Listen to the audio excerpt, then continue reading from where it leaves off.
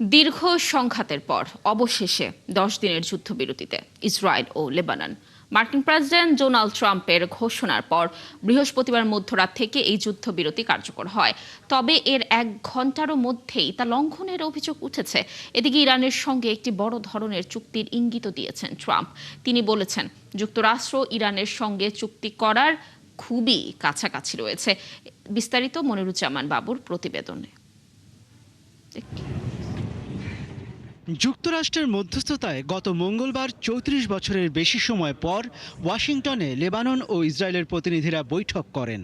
এরই ধারাবাহিকতায় বৃহস্পতিবার যোগাযোগ মাধ্যম ট্রুথ সোশ্যালে ইসরায়েল ও লেবাননের মধ্যে 10 দিনের যুদ্ধবিরতির ঘোষণা দেন মার্কিন প্রেসিডেন্ট ডোনাল্ড ট্রাম্প। তিনি বলেন, লেবাননের প্রেসিডেন্ট জোসেফ আউন এবং ইসরায়েলের প্রধানমন্ত্রী নেতানিয়াহুর সঙ্গে চমৎকার আলোচনা হয়েছে। দুই দেশই 10 দিনের জন্য যুদ্ধবিরতিতে সম্মত হয়েছে বলে জানান ট্রাম্প। বৃহস্পতিবার মাঝরাত থেকেই যুদ্ধবিরতি আনুষ্ঠানিকভাবে কার্যকর হয়। এই পদক্ষেপকে স্বাগত জানিয়েছেন দেশটির প্রেসিডেন্ট জোসেফ আউন। তবে হিজবুল্লাহ জানিয়েছে তারা এই যুদ্ধবিরতিকে সতর্কতা ও নজরদারির সঙ্গে পর্যবেক্ষণ করবেন। অন্যদিকে ইসরায়েলি প্রধানমন্ত্রী বেনিয়ামিন নেতানিয়াহু এই যুদ্ধবিরতিকে বৈরুতের সঙ্গে ঐতিহাসিক চুক্তির সুযোগ হিসেবে দেখছেন।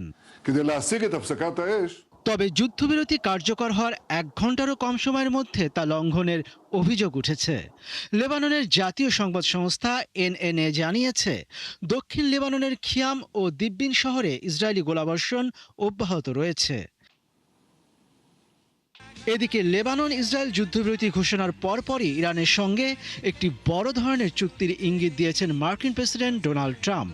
তিনি জানিয়েছেন, ওয়াশিংটন ও তেহরান একটি চুক্তির খুবই কাছাকাছি অবস্থানে রয়েছে। আমরা ইরানের সঙ্গে একটি চুক্তি করার খুব কাছাকাছি পৌঁছে গেছি। ইরান সমৃদ্ধ ইউরেনিয়াম হস্তান্তর সহ প্রায় সব শর্তেই সম্মত হয়েছে। ইসলামাবাদে চুক্তি স্বাক্ষর হয় তাহলে আমি যেতে পারি। এদিকে ইসরায়েল ও লেবাননের মধ্যে হওয়া যুদ্ধবিরতিকে স্বাগত জানিয়ে ইরান বলেছে, পাকিস্তানের মধ্যস্থতায় ইরান ও যুক্তরাষ্ট্রের মধ্যে যে যুদ্ধবিরতি সমঝোতা হয়েছে এটি তারই অংশ। তবে ট্রাম্প আশার কথা শোনালেও তাঁর প্রতিরক্ষা মন্ত্রী পিট হেগসেথ দিয়েছেন হুমকি। ওয়াশিংটন ও তেহরানের মধ্যে যুদ্ধবিরতি ভেঙে গেলে ইরানের বিদ্যুৎ অবকাঠামোতে হামলা চালানো হতে পারে বলে জানান হেগসেথ। মনিরুজ্জামান বাবু, 71। যুদ্ধবিরতি শুরু হওয়ায় উচ্ছ্বসিত লেবানিজরা। যুদ্ধবিরতি ঘোষণার পর রাস্তায় নেমে উল্লাস করেছেন তারা। তবে এই আনন্দের মাঝেও রয়েছে ঘরে ফেরার শঙ্কা। এজন্য সাময়িক নয়, স্থায়ী যুদ্ধবিরতি চাচ্ছেন তারা। আরও জানাচ্ছেন দেওয়ান মুবাশশিরা হোসেন। দীর্ঘ যুদ্ধ ও ধ্বংসের পর অবশেষে যুদ্ধবিরতির খবর ছড়িয়ে পড়তেই লেবাননের দক্ষিণাঞ্চলে দেখা যায় স্বস্তি আর আনন্দের ঢেউ। যুদ্ধবিরতি শুরু হতেই সড়কে নামে মানুষ, গান আর উল্লাসে মুখর হয়ে ওঠে পুরো এলাকা। দীর্ঘদিনের ভয় আর আতঙ্কের পর ঘরে ফেরার আশায় অনেকেই রওনা দেন দক্ষিণের দিকে। আমাদের মানুষই দক্ষিণকে মুক্ত করেছে। যারা এই যুদ্ধে জীবন দিয়েছে, আল্লাহ তাদের শান্তি দিন। তাদের কারণেই আমরা ঘরে ফিরতে পারছি। তবে এই আনন্দের মাঝেও রয়েছে শঙ্কা। বাস্তুচ্যুত অনেক পরিবার এই যুদ্ধবিরতিতে পুরোপুরি খুশি নন।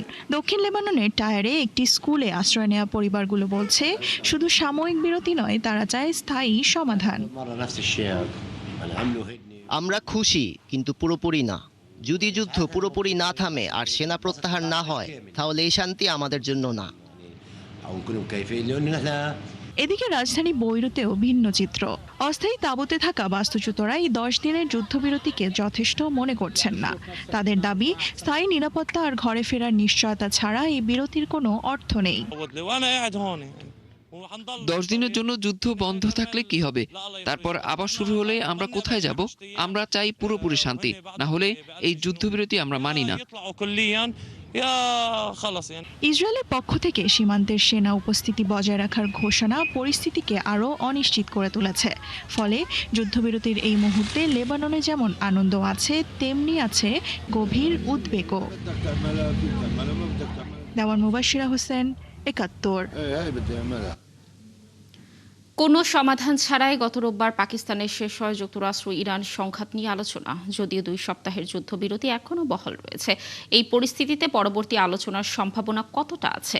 ইরান ও যুক্তরাষ্ট্র কি নিয়ন্ত্রিত উত্তেজনা বৃদ্ধির দিকে এগোচ্ছে, নাকি অবশ্যম্ভাবী বৃহত্তর যুদ্ধে জড়িয়ে পড়তে পারে এই দুটি দেশ?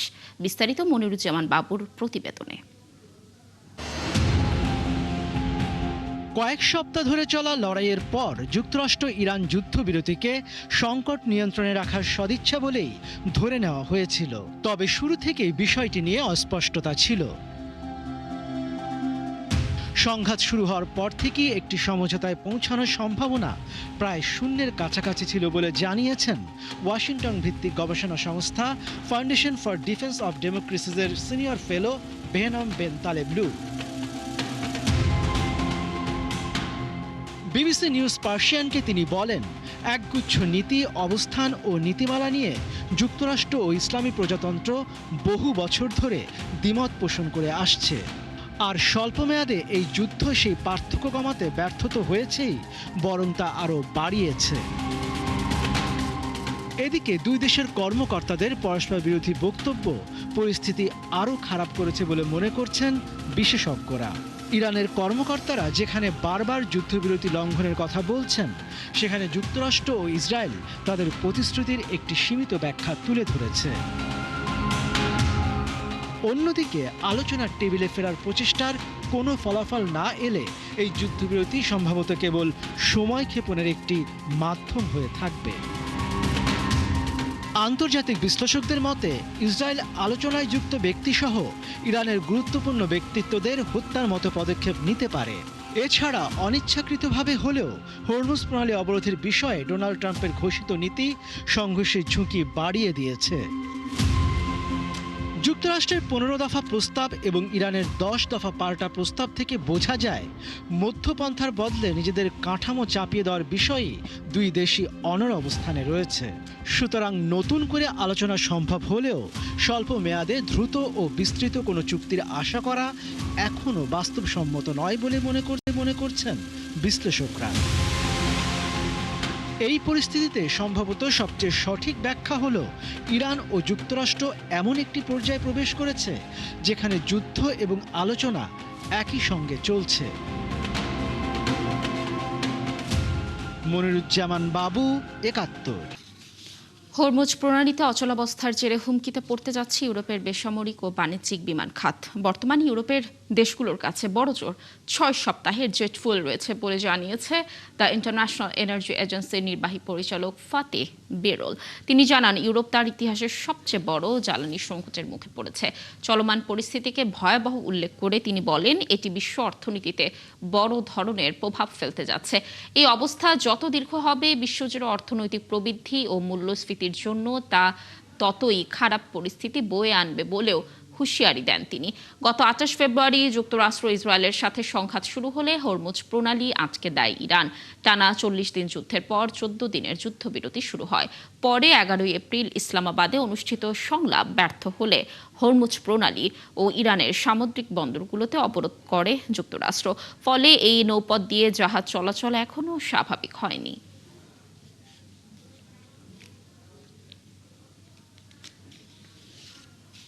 মধ্যপ্রাচ্যে পারস্য উপসাগরীয় দেশগুলোর বিশাল তেল ও গ্যাসের সম্পদ একই সঙ্গে তাদের জন্য যেমন আশীর্বাদ, তেমনি অনেক পরীক্ষার মুখোমুখিও করেছে।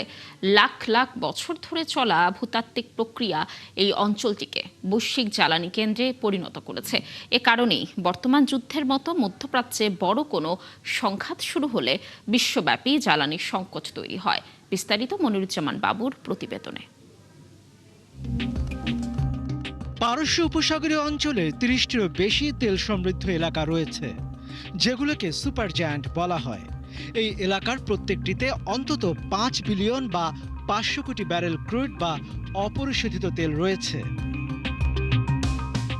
এছাড়া এই অঞ্চলের তেলকূপগুলোতে প্রতিদিন যে পরিমাণ তেল উৎপাদিত হয়, সেটি উত্তর সাগর বা রাশিয়ার সেরা তেলকূপগুলোর উৎপাদনের তুলনায় 2 থেকে 5 গুণ বেশি। আধুনিক ভূতাত্ত্বিক বিজ্ঞান শিলা বা পাথরের মধ্যে এমন কিছু উপাদান চিহ্নিত করেছে যেটি এই অঞ্চলকে তেল সমৃদ্ধ করেছে। এর মধ্যে এই অঞ্চলের দেশগুলোর হাইড্রোকার্বন উৎপাদন এবং সেটি জমা রাখার সক্ষমতা অন্যতম।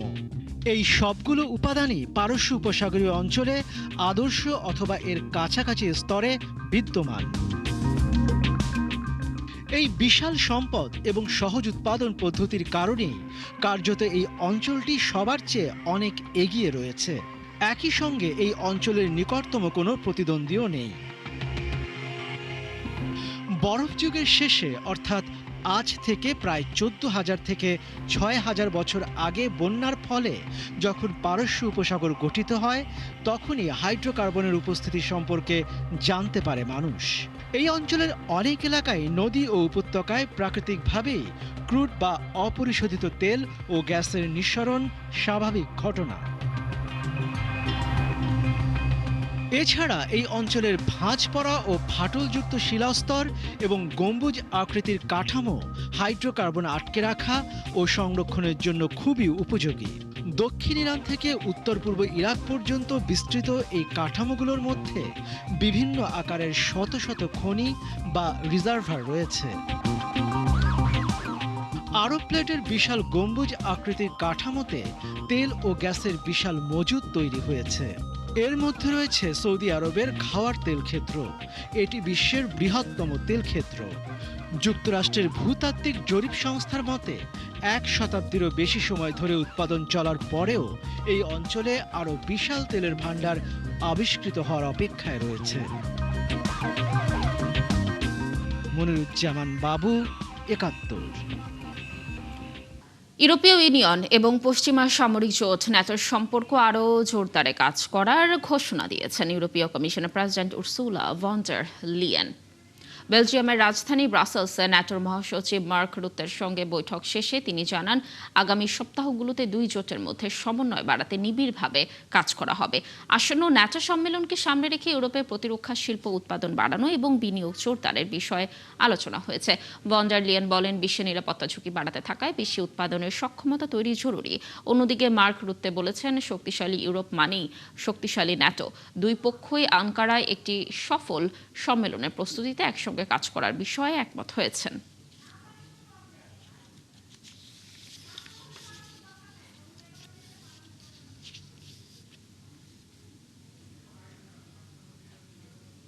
চলতি বছরের মধ্যে ইউক্রেনের সবচেয়ে বড় ড্রোন ও ক্ষেপণাস্ত্র হামলাগুলোর একটি চালিয়েছে রাশিয়া। এতে 18 জন নিহত ও শতাধিক আহত হয়েছে। বৃহস্পতিবার ইউক্রেনীয় কর্তৃপক্ষ এ তথ্য জানিয়েছে। ইউক্রেনের বিমান বাহিনী জানিয়েছে, রাশিয়া 659টি ড্রোন ও 44টি ক্ষেপণাস্ত্র দিয়ে হামলা চালায়। হামলার লক্ষ্যবস্তুর মধ্যে রাজধানী কিয়েভ, খার্কিভ, ওডেসা, দিনপ্রো এবং জাপরিজিয়ায় মতো বড় শহরগুলো ছিল। দফায় দফায় এসব শহরে হামলা চালানো হয়। রাশিয়ার হামলায় কিয়েভে 4 জন নিহত হয়েছেন। এছাড়া ওডেসায় একটি আবাসিক ভবনে ড্রোন হামলায় 8 জন নিহত হন। হামলার নিন্দা জানিয়ে ইউক্রেনের প্রেসিডেন্ট ভলোদিমির জেলেনস্কি বলেন, রাশিয়া যুদ্ধের ওপর বাজি ধরছে। তারা প্রমাণ করেছে যে রাশিয়া বৈশ্বিক নীতিতে কোনো ধরনের শিথিলতা বা নিষেধাজ্ঞা প্রত্যাহারের যোগ্য নয়। মিয়ানমারের সাবেক নেত্রী অং সান সুচির সাজা কমিয়েছে দেশটির জান্তা সরকার। 27 বছরের যাবজ্জীবন কারাদণ্ডে 4.5 বছর সাজা কমানো হয়েছে। এতে তার সাজা কমে দাঁড়ালো 22.5 বছর। 2021 সালের ফেব্রুয়ারিতে সেনা অভ্যুত্থানের পর থেকে আটক আছেন মিয়ানমারের গণতন্ত্রপন্থী নেত্রী অং সান সুচি। তার বিরুদ্ধে রাষ্ট্রদ্রোহ, দুর্নীতি, জান্তার বিরুদ্ধে উস্কানি, নির্বাচনী ও রাষ্ট্রীয় গোপনীয় আইন লঙ্ঘন সহ বেশ কিছু অভিযোগ আনে জান্তা সরকার। এ পর্যন্ত বিভিন্ন মামলায় 27 বছরের সাজা ভোগ করেছেন সুচি। যদিও এসব অভিযোগ অস্বীকার করে আসছেন সুচি। গত বছর তার শারীরিক অবস্থা নিয়ে গভীর উদ্বেগ প্রকাশ করেন তার ছেলে কিম অ্যারিস। সুচির শারীরিক অবস্থার অবনতি এবং সে সম্পর্কে কোনো তথ্য না পাওয়ার অভিযোগও করেন তিনি। এমনকি সুচির বেঁচে থাকা নিয়েও শঙ্কা প্রকাশ করেন তার ছেলে। এ বিষয়ে গভীর উদ্বেগ জানায় জাতিসংঘ।